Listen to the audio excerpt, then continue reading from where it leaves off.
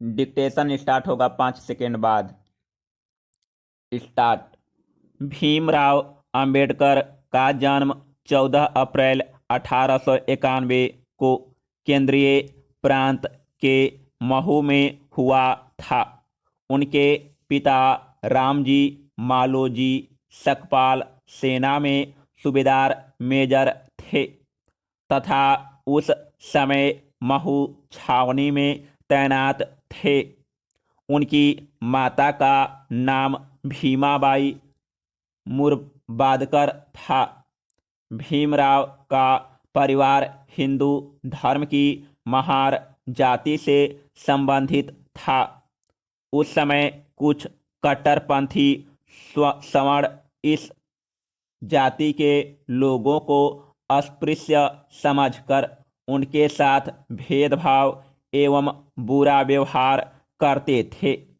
यही कारण है कि भीमराव को भी बचपन में सवर्णों के बुरे व्यवहार एवं भेदभाव का शिकार होना पड़ा। स्कूल में उन्हें अस्पृश्य जानकर अन्य बच्चों से अलग एवं कक्षा से बाहर बैठाया जाता था। अध्यापक उन पर ध्यान भी नहीं देते थे।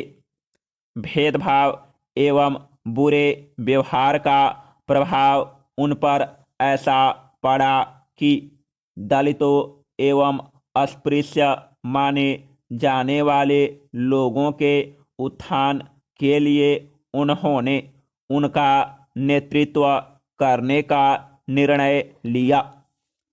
दलितों एवं अस्पृश्यों के कल्याण हेतु एवं उन्हें उनके वास्तविक अधिकार व सम्मान दिलाने के लिए रूढ़िवादी तथा कट्टरपंथी लोगों के विरुद्ध वे जीवन भर संघर्ष करते रहे।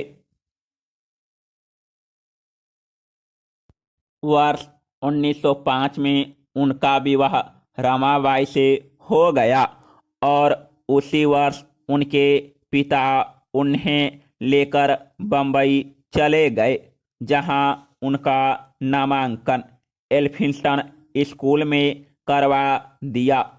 वर्ष 1907 में जब उन्होंने अच्छे अंकों के साथ मैट्रिक की परीक्षा उत्तीर्ण कर ली तो बड़ौदा के महाराजा सयाजी राव गायकवाड़ ने प्रसन्न होकर उन्हें 25 रुपये मासिक छात्रवृत्ति देना प्रारंभ किया।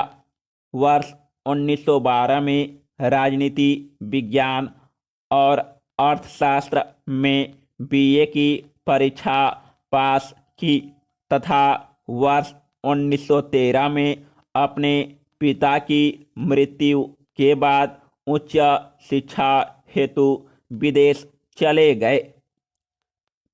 बड़ौदा के महाराज ने उन्हें उच्च शिक्षा के लिए छात्रवृत्ति भी प्रदान की।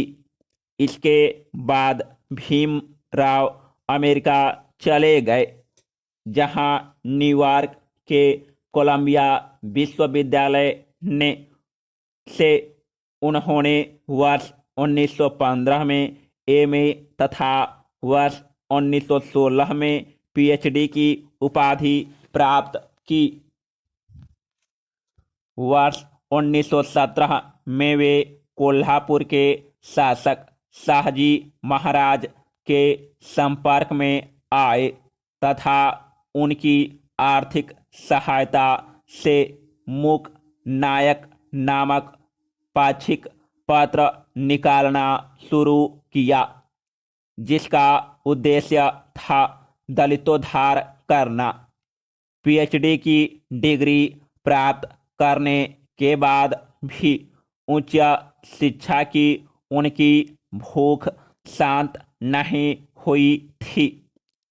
इसलिए वर्ष 1923 में वे इंग्लैंड चले गए, जहां लंदन स्कूल ऑफ इकोनॉमिक्स से उन्होंने डॉक्टर ऑफ साइंस की डिग्री प्राप्त की। इसके बाद कानून में करियर बनाने के दृष्टिकोण से उन्होंने बार एट लॉ की डिग्री भी प्राप्त की। कानून की पढ़ाई पूरी करने के बाद वर्ष 1923 में अंबेडकर स्वदेश लौटे तथा बम्बई उच्च न्यायालय में वकालत करना प्रारंभ किया। यहाँ भी उन्हें अपनी जाति के प्रति समाज की गलत धारणा एवं भेदभाव के कारण अनेक कठिनाइयों का सामना करना पड़ा। उन्हें कोर्ट में कुर्सी नहीं दी जाती थी तथा कोई मुवक्किल उनके पास नहीं आता था। संयोगवश उन्हें एक हत्या का मुकदमा मिला जिसे किसी भी बैरिस्टर ने स्वीकार नहीं किया था, किंतु उन्होंने इतनी कुशलता से इस मामले की पैरवी की कि जज ने उनके मुकाबिल के पक्ष में निर्णय दिया। इस घटना से अंबेडकर को बहुत प्रसिद्धि मिली। अंबेडकर ने बचपन से ही अपने प्रति समाज के भेदभाव रूपी अपमान को सहा था, इसलिए उन्होंने इसके विरुद्ध संघर्ष की शुरुआत की। इस उद्देश्य हेतु उन्होंने वर्ष 1927 में बहिष्कृत भारत नामक मराठी पाक्षिक समाचार पत्र निकालना प्रारंभ किया। इस पत्र ने शोषित समाज को जगाने का अभूतपूर्व कार्य किया। वर्ष 1927 में उन्हें बम्बई के गवर्नर ने विधान परिषद के लिए मनोनीत किया तथा वे वर्ष 1937 तक बम्बई विधानसभा के सदस्य बने रहे। उस समय दलितों को अछूत समझकर मंदिरों में प्रवेश नहीं करने दिया जाता था। उन्होंने मंदिरों में अछूतों के प्रवेश की मांग की और वर्ष 1930 में 30,000 दलितों को साथ लेकर नासिक के कालाराम मंदिर में प्रवेश के लिए सत्याग्रह किया। इस अवसर पर उच्च वर्णों के लोगों की लाठियों की मार से अनेक लोग घायल हो गए, किंतु उन्होंने सबको मंदिर में प्रवेश कराकर ही दम लिया। इस घटना के बाद लोग उन्हें बाबा साहब कहने लगे।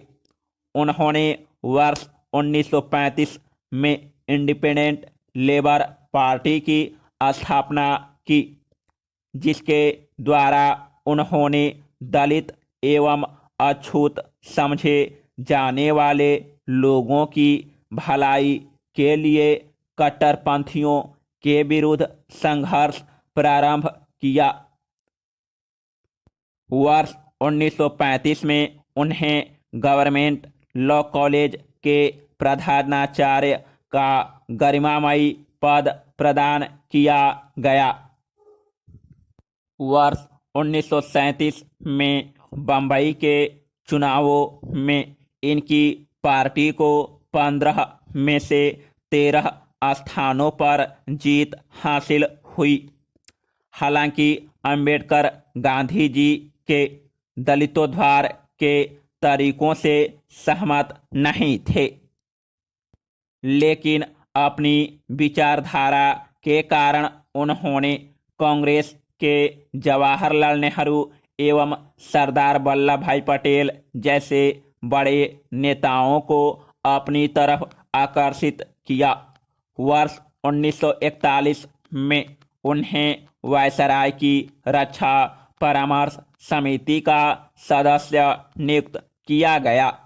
वर्ष 1944 में वायसराय ने पुनः एग्जीक्यूटिव काउंसिल गठित की।